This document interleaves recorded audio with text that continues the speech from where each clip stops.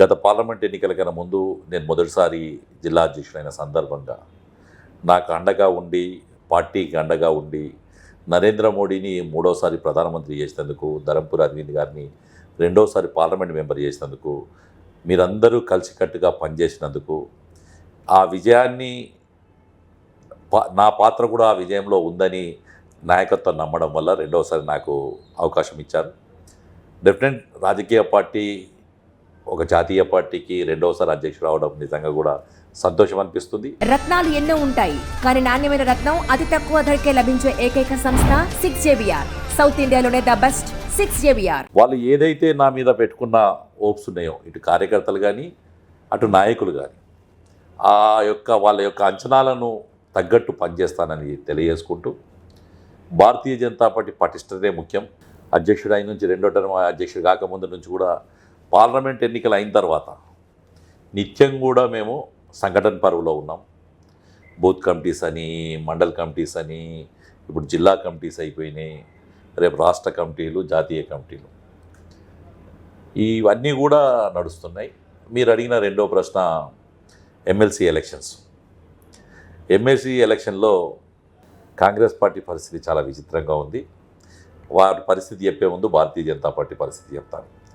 Bharatiya Janata party ఈ ప్రాంతంలో చాలా పటిష్టమైన పార్టీ. ముఖ్యంగా ఇందూరు పార్లమెంట్ కానీ, కరీంనగర్ కానీ, ఆదిలాబాద్ కానీ, మెదక్ కానీ, 4 పార్లమెంట్లో ఈ పాత జిల్లాలు ఇవి. ఈ 4 పాత జిల్లాల్లో భారతీయ జనతా పార్టీ చాలా పటిష్టంగా ఉంది. ఇక్కడ 4 పార్లమెంట్ సభ్యులు, 7 శాసనసభ్యులు. భారతీయ జనతా పార్టీకి మొత్తం 8 మంది పార్లమెంట్ సభ్యులు ఉంటే 4 ఇక్కడనే ఉన్నారు. 8 మంది అసెంబ్లీలో ప్రాతినిధ్యం ఉన్న వాళ్ళు ఉంటే 7 ఇక్కడి నుంచే ఉన్నారు. ఇక్కడ బూత్ కమిటీలు, మండల్ కమిటీలు, మోర్చా కమిటీలు, జిల్లా కమిటీలు చాలా పటిష్టంగా ఉన్నాయి. నాయకులు కూడా నియోజకవర్గ స్థాయి నాయకులు, జిల్లా స్థాయి నాయకులు చాలా పటిష్టంగా ఉన్నారు. ఇక్కడ పార్టీ పూర్తిగా ప్రతి వర్గాన్ని, భారతీయ జనతా పార్టీ అంటే కొంత యూతో లేకపోతే ఇంకో కొన్ని వర్గాలు అని చెప్పి కాకుండా అన్ని వర్గాలు ఇవాళ మా దగ్గర ఇక్కడ గిరిజనులు కానీ, దళితులు కానీ, మహిళల్లో కూడా భారతీయ జనతా పార్టీ అన్ని రంగాల్లో ఇక్కడ భారతీయ జనతా పార్టీ పటిష్టంగా ఉంది. కాబట్టి వచ్చే ఏ ఎన్నికైనా సరే, మాకు ఎమ్మెల్సీ ఎలక్షన్ అయినా, లోకల్ బాడీ అయినా, ఏ ఎన్నికలైనా కానీ మా కార్యకర్తలు ఎప్పుడు కూడా సిద్ధంగా ఉంటారు. నరేంద్ర మోడీ గారి స్ఫూర్తి తీసుకొని, మీరు మొన్న చూశారు ఢిల్లీ ఎలక్షన్ అయిపోయిన తర్వాత, హర్యానా అయిపోగానే చలో మహారాష్ట్ర అన్నారు, మహారాష్ట్ర అయిపోగానే చలో ఢిల్లీ అన్నారు, చలో ఢిల్లీ వెళ్ళగానే బీహార్ అని. వారు బీహార్కి ఇప్పటికే 2 సార్లు పర్యటన చేసుకున్నారు. మా కర్తవ్యం కూడా అలాగే ఉంటుంది అన్నమాట. ఎన్నికలు అయిపోగానే మీరు 27వ తారీఖు నాడు ఎమ్మెల్సీ ఎలక్షన్ అవుతాయి, నెక్స్ట్ డే నాడే 28 నాడే మళ్ళీ మా పార్టీ కార్యక్రమంలో మేము యాక్టివ్ ఉంటాం. అంటే ఇది నిరంతర ప్రక్రియ అన్నమాట, ఒక రోజు ఆగేది కాదు ఇది. కాబట్టి భారతీయ జనతా పార్టీ నిత్యం కూడా ప్రజల్లో ఉంటుంది కాబట్టి, కార్యకర్తల్లో ఉంటుంది కాబట్టి ఆ నాడి తెలుస్తుంది, పటిష్టంగా ఉంటుంది. సో గ్రాడ్యుయేట్ ఎమ్మెల్సీల కొరకు ఎవరైతే వారి పార్టీల అభ్యర్థుల కోసం ఏకంగా నిజామాబాద్ జిల్లాకి మరికొద్ది క్షణంలో మనకి సీఎం రేవంత్ రెడ్డి గారు అయితే రావడం జరుగుతూ ఉంది. పట్టభద్రుల సంకల్ప సభకి తను రావడం అంటే గతంలో ఎప్పుడు కూడా గ్రాడ్యుయేట్ ఎమ్మెల్సీల గురించి మనం ఇంత చర్చ చేయలేదండి. అంటే ఇక్కడ ఉన్న రాజకీయ పరిస్థితులు, యాక్సిడెంటల్ ముఖ్యమంత్రి, యాక్సిడెంటల్ ప్రభుత్వం. ఎందుకు యాక్సిడెంటల్ అంటున్నా అంటే, వాళ్ళు గత 10 సంవత్సరాల్లో మొదటిసారి తెలంగాణ వచ్చిన తర్వాత కేసీఆర్ చేతిలో ఓడిపోయిన తర్వాత మళ్ళీ 5 ఏళ్ల తర్వాత ఎన్నికల సమయంలో కనబడ్డారు. అప్పుడు కూడా ఓడిపోయిన తర్వాత మళ్ళీ ఎవరు కనబడలేదు. టీఆర్ఎస్ పార్టీ అవినీతి మీద, టీఆర్ఎస్ పార్టీ దౌర్జన్యాల మీద, ప్రజలు పడుతున్న అవస్థల మీద ఏ రోజు కూడా ఒక్క కాంగ్రెస్ నాయకుడు నా ధర్నా చేయలేదు, టీఆర్ఎస్ పార్టీ నిలదించలేదు. ఇంకా సాయంత్రం కాంగ్రెస్ టీఆర్ఎస్ నాయకులు దావతులు నడిచినాయి, వాళ్ళతో లోపాయికరు ఒప్పందాలు నడిచినాయి. లోకల్ బాడీ ఎలక్షన్స్లో కూడా కాంగ్రెస్ పార్టీని మొత్తం చేతులు లేవట్టేసింది.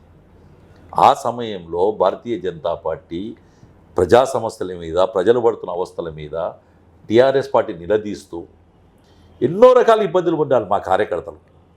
సీఎం రిలీఫ్ ఫండ్ వచ్చిందంటే మా కార్యకర్త బీజేపీలకు ఇవ్వమంటారు. మా కార్యకర్త ఇళ్ళల్లో ఇంట్లో పెళ్ళి అయితే కళ్యాణ లక్ష్మి చెక్కులు ఇవ్వలేదు.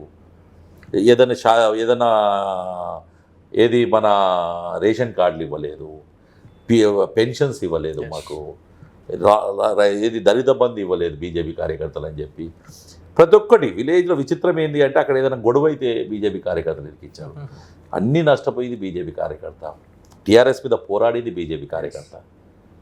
చివరి క్షణాల్లో వచ్చి గ్లోబల్ ప్రచారం చేసుకొని కర్ణాటక ఎలక్షన్ గెలిచిన తర్వాత వచ్చి ఇక్కడికి వచ్చి అప్పటి వరకు భారతీయ జనతా పార్టీ తెలంగాణలో టీఆర్ఎస్కు ప్రతిపక్షం ఉన్న సమయంలో బీఆర్ఎస్ కూడా వాళ్ళు ఆలోచన సరి లేని అంటే బీజేపీ ఒకసారి పాతకపోయిందనుకో తెలంగాణ నుంచి మళ్ళీ తీయలేం వీళ్ళను అనే ఒక భయంతో ఆ రోజు ఒక గ్లోబల్ ప్రచారం చేసి బీజేపీ గెలవదు, ఒక సీట్ వస్తుంది, 2 సీట్లు వస్తాయి అని చెప్పి ఒక గ్లోబల్ ప్రచారం చేసి కొన్ని మాతబిదాల వల్ల కూడా నాయకత్వం కార్యకర్తలుగా దానివల్ల మేము అసెంబ్లీ ఎలక్షన్లో దెబ్బతినడం జరిగింది. కాంగ్రెస్ పార్టీ యాక్సిడెంటల్గా వాళ్ళు ముఖ్యమంత్రి అయ్యాడు. నా రేవంత్ రెడ్డి కలగలేదు, ఇక్కడ గెలిచిన ఎమ్మెల్యేలు కలగలేదు. వాళ్ళందరూ బీజేపీ టికెట్ల కోసం తిరిగిన వాళ్ళే. ఇవాళ గెలిచిన ఎమ్మెల్యేలు తిరిగిన వాళ్ళందరూ కూడా ఇవాళ ఏదో మేము కాంగ్రెస్ పార్టీకి త్యాగాలు చేసినాం. కాంగ్రెస్లో నికాసైన కార్యకర్తను అడగండి, ఎవడు గత 5 సంవత్సరాల నుంచి ఒక్క కాంగ్రెస్ కార్యకర్తకు వీళ్ళు అందుబాటులో ఉన్నారా? ఇవాళ సంవత్సరం అధికారానికి వచ్చిన తర్వాత అందరు కండవాలు గులుపుకొని పరిగెత్తుకుండా తిరుగుతున్నారు. కాబట్టి ఇది యాక్సిడెంటల్ గవర్నమెంట్, యాక్సిడెంట్.